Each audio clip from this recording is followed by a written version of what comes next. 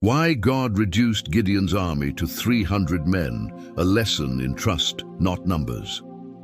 Sometimes God will reduce your strength just to show the strength of his power.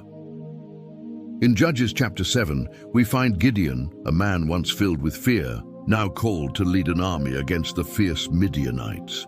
But there's a twist that defies all human logic. Gideon starts with 32,000 soldiers, but God looks down and says, "Too many." Why? Because if they won with that number, they would think they did it. They would boast in their own strength. But God doesn't share his glory with pride. So God tells Gideon to send home everyone who is afraid. 22,000 walk away. Still, God says, "Too many." Down to the river they go, and there, by how they drink water, something so small, so insignificant, God separates them. Only 300 men remain, from 32,000 to just 300. Can you imagine how Gideon felt? The odds, 135,000 Midianites against 300. But God was about to teach a lesson that echoes through eternity. It is not about numbers, it's about obedience and faith. Gideon obeys. No swords, no shields, just jars, torches, and trumpets. And at the exact moment, in unity, they shout, "A sword for Jehovah and for Gideon." They smash their jars. The light explodes through the darkness, and confusion hits the enemy camp like thunder. The Midianites turn on each other in fear.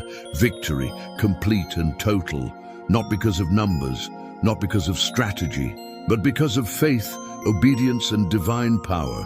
Lessons to take away.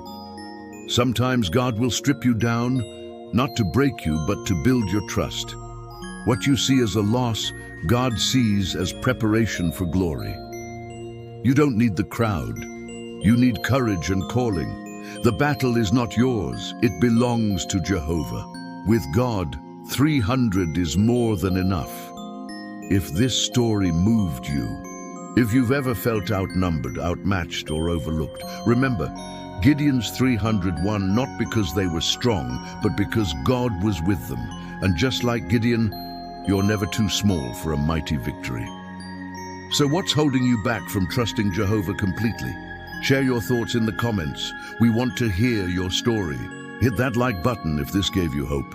And make sure to subscribe so you never miss another powerful Bible story like this one. Because every video here is more than content. It's a divine reminder that your story is far from over. This is just the beginning. Subscribe, like,